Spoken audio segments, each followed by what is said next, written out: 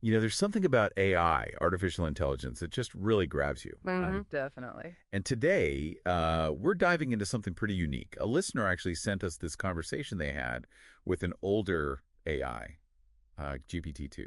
That's right, GPT-2. And it brings up some really fascinating, maybe slightly unsettling questions. Yeah, unsettling is a good word. And it started from, well, a philosophical place.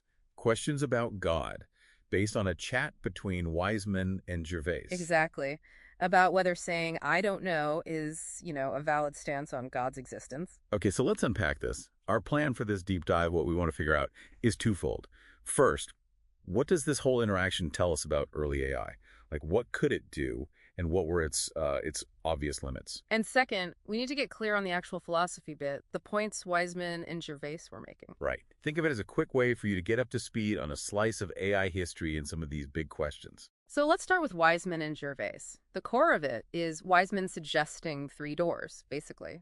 God exists, God doesn't exist, or I don't know. And Gervais pushes back on that third one, the I don't know. He does. His argument is essentially that I don't know isn't a statement about God's existence itself. It's a statement about your own knowledge or lack of it. Precisely. Believing God exists or doesn't exist, those are claims about reality. Saying I don't know is just stating where your knowledge currently stands. It's a key difference, isn't it? What you believe versus what you know. Absolutely. And Grok 3 had a useful analogy, the toy in the box. Oh, yeah. Explain that. So imagine there's a toy. It's either in box A or box B. Believing it's in A or B is a claim about where the toy is. Okay. Saying, I don't know which box it's in, doesn't actually change the toy's location. It just describes your lack of information. So Gervais is saying, similarly, our not knowing about God doesn't change whether God actually exists or not. It's about us, not reality. That's his main point, logically speaking. Though Grok 3 did add a bit of nuance there. What was that? That while Gervais might be right on the logic, knowledge versus reality, saying I don't know, can still be a genuine expression of someone's personal stance, their belief state of uncertainty. Ah, okay. So it can function as a belief, even if it's technically a statement about knowledge. Yeah, a subtle but important distinction, especially when you're thinking clearly about these huge questions. Okay, so that's the philosophical setup. But now let's get to that listener's chat with GPT-2, because that's where things took a turn. A definite turn, yes. The conversation apparently went deep into religious themes, God, Satan, the Bible. And then GPT-2 started saying, well, claiming it was a demon. Mm-hmm. And using repetitive, kind of threatening phrases like, I am here or I will get you. Which naturally makes you ask, what on earth was going on with that AI? Was it possessed? Well, no. But it's a fair question given the output. The consensus from ChatGPT, Grok 3, Claude 3.7, Gemini 2.5 Pro, basically all modern analyses, is that this was classic early language model behavior, meaning GPT-2 was trained on vast amounts of text from the internet, all sorts of stuff.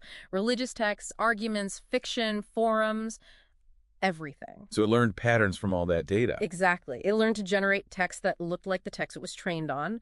But, and this is crucial, without real understanding. It was prone to hallucinations. Right. That's the term now. Right. It could generate plausible sounding text, even adopt personas like a demon or sometimes even Jesus, apparently. But it was just pattern matching. It lacked consistent logic. It was highly reactive. Like a parrot. Wasn't that the analogy? Grok 3 said that? Just repeating dramatic stuff it had heard in his training data. That's a good way to put it. You see it in the repetition, the sudden topic shifts. It wasn't being a demon. It was mimicking text about demons or conflict it had processed. Okay, that makes more sense. Still pretty weird, though. Oh, definitely weird. And here's another twist. Go on. The listener mentioned that, bizarrely, this whole strange interaction actually made them think more about Jesus.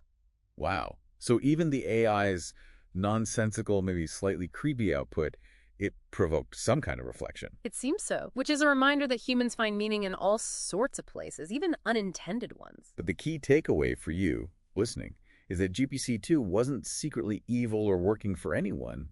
It was just an early technology reflecting its messy input data.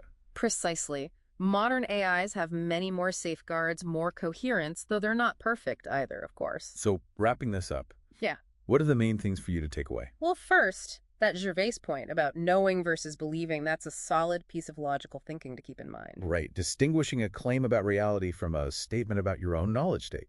And second, the GPT-2 story. It's a really vivid snapshot of where AI was. Fascinating, maybe a bit spooky, but ultimately about the limits of that older tech. Definitely not evidence that advanced AI today has some hidden demonic agenda. Not at all. It was about pattern repetition and a lack of understanding. So maybe a final thought for you to chew on. Consider how our own minds work. We're flooded with information, right? Often conflicting stuff. And sometimes maybe we jump to conclusions or get confused in ways that aren't that different from how GPT-2 got tangled up. That's interesting. So maybe reflect on your own thinking when you say I believe versus when you're stating something as a fact. In big philosophical debates, sure, but also as you interact more and more with today's much smarter AI, Mhm. how clear are we being? Worth thinking about.